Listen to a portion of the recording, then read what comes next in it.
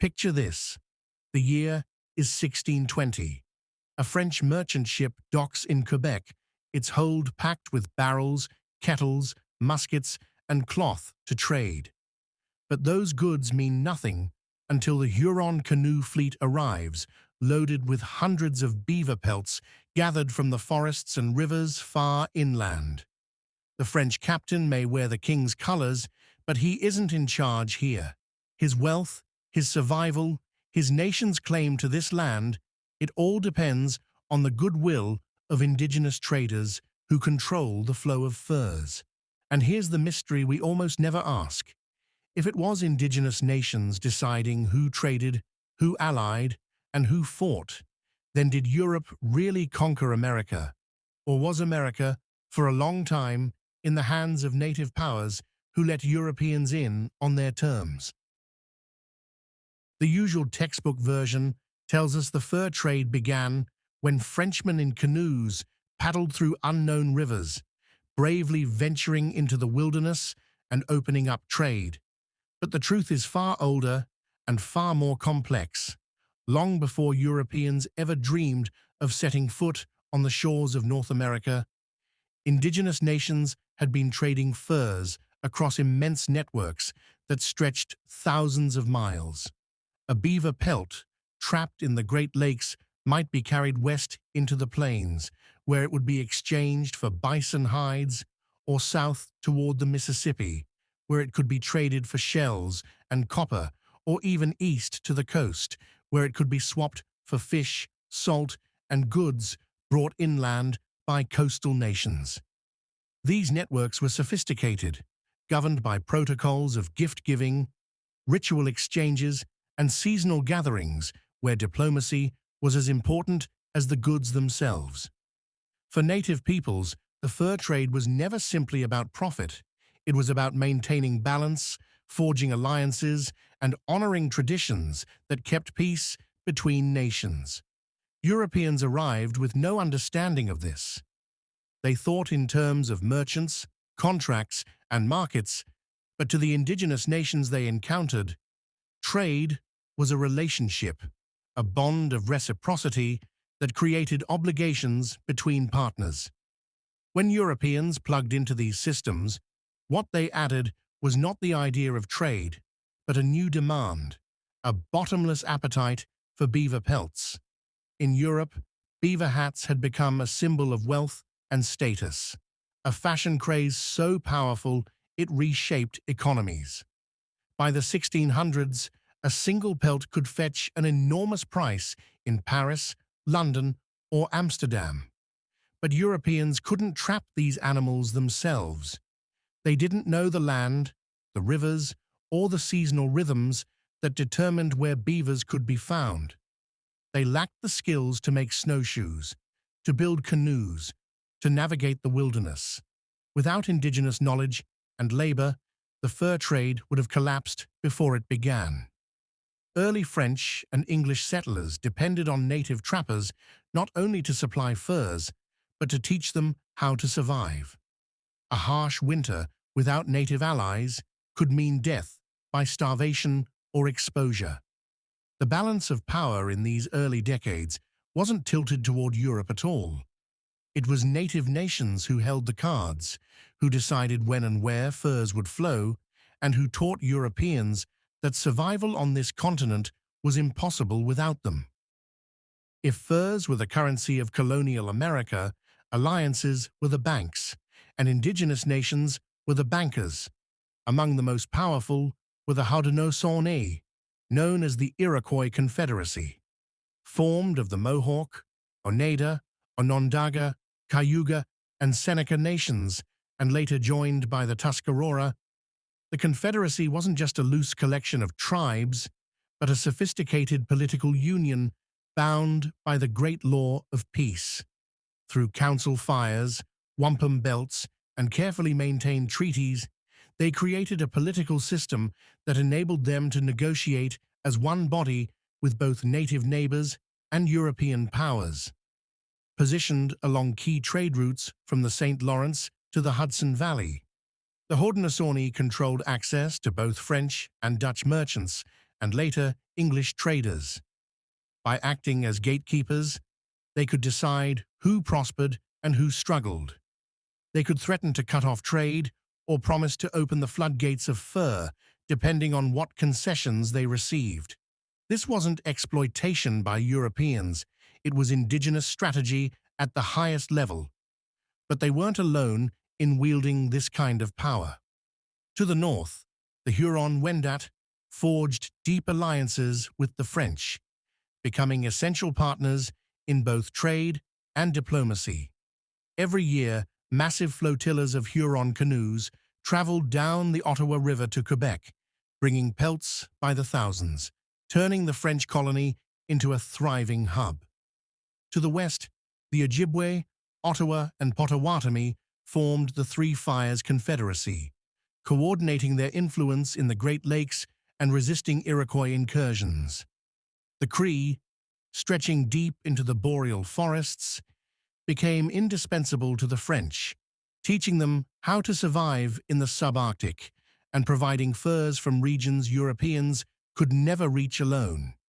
Even smaller nations played strategic roles, choosing carefully whether to align with French Jesuits, Dutch merchants, or English governors.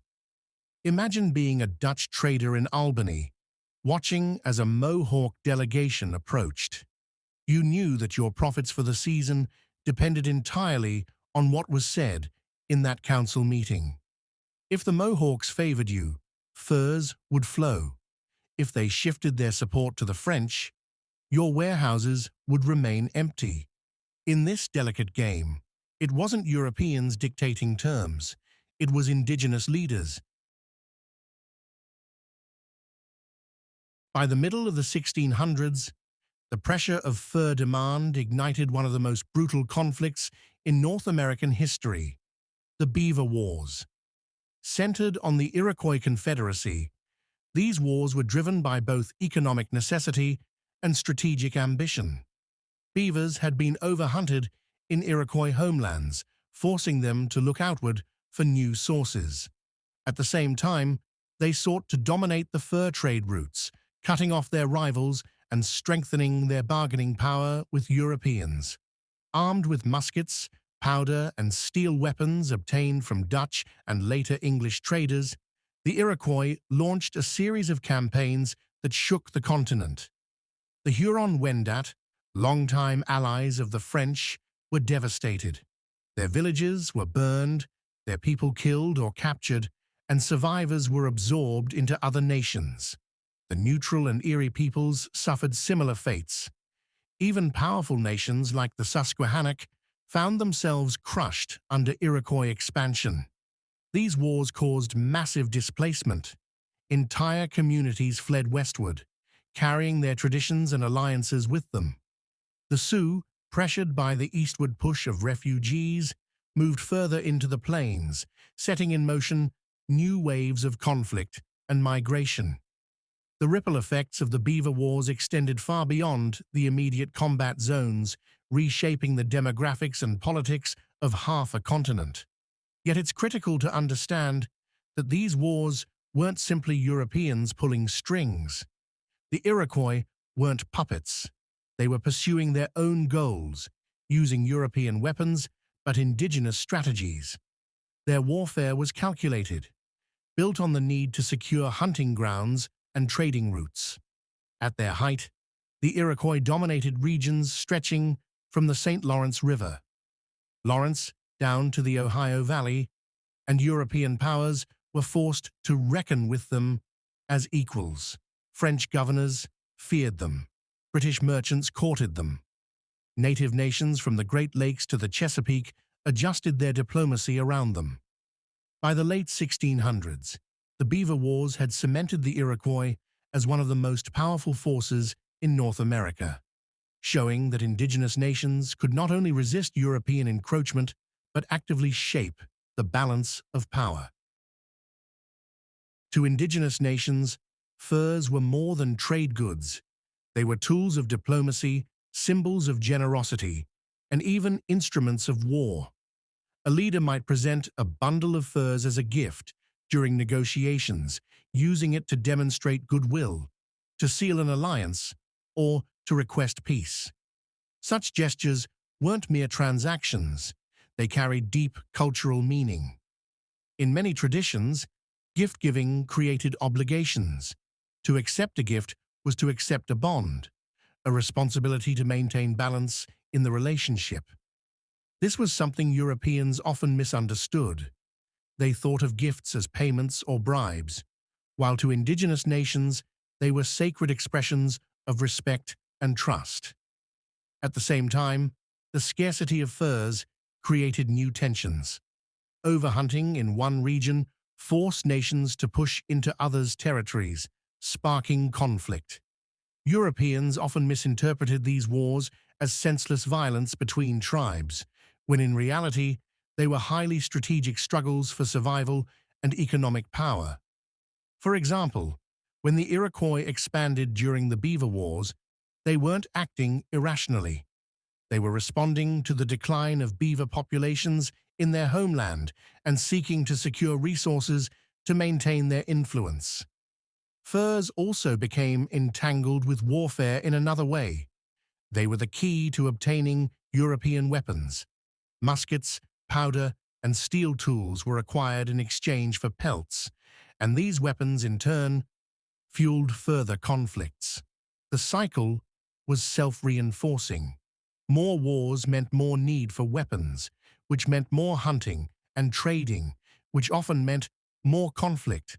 Through this process, indigenous nations not only adapted to European goods, but used them to wage wars on their own terms, ensuring their people's survival and their enemies' defeat. Europeans, in turn, found themselves caught in a web of obligations and rivalries they only partially understood. By the 1700s, the fur trade had become a central factor in the rivalry between France and Britain. The French built a vast network of forts, stretching from Quebec down the Mississippi, anchored by strong alliances with the Huron, Algonquin, and other Great Lakes nations. The British, centered in New York and the Mid-Atlantic, relied on their relationship with the Iroquois Confederacy, which they cultivated through trade and diplomacy. Every European war spilled into North America, and each time, indigenous alliances determined the outcome. Take the French and Indian War, known globally as the 7 Years' War. On paper, the French had a strong position, with a chain of forts and access to the Mississippi. But their survival depended on keeping their native alliances intact. When those alliances frayed, their position collapsed. The British, through careful diplomacy and promises of restraint in settlement, managed to secure stronger partnerships with key indigenous nations. The result was decisive. The fall of Quebec in 1759 and the Treaty of Paris in 1763 ended French power in North America, but not because of British soldiers alone. It was because native alliances had tipped the balance. Yet the British quickly learned that victory over France didn't mean dominance over native nations. Pontiac's rebellion in 1763 proved that point. Angered by British arrogance and restrictions on trade, Pontiac, an Odawa leader, united a powerful coalition of nations and nearly drove the British out of the Great Lakes region. Dozens of forts fell. Settlements were wiped out. For a moment, it seemed the British might lose all their gains. Though the rebellion was eventually suppressed, it left a lasting impact. The British issued the Proclamation of 1763, limiting colonial expansion westward in an attempt to stabilize relations. In reality, it was a recognition that indigenous nations still held immense power and that no empire could succeed without their consent. Though the fur trade declined by the early 19th century, its legacies remain etched into the very fabric of North America. Cities like Montreal, Detroit, St. Louis, and Chicago All began as fur trade outposts, chosen because they sat at strategic crossroads of indigenous travel routes.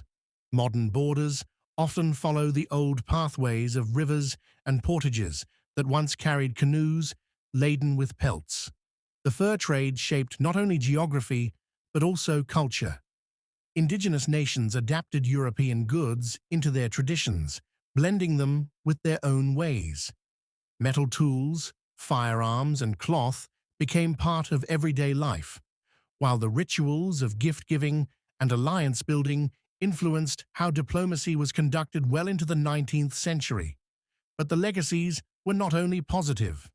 Overhunting devastated beaver populations, transforming ecosystems. Dependence on European markets tied indigenous economies to the volatile swings of demand in Paris or London. Epidemics carried by traders killed millions, sometimes wiping out entire villages. Wars sparked by competition left deep scars, reshaping the demographics of entire regions.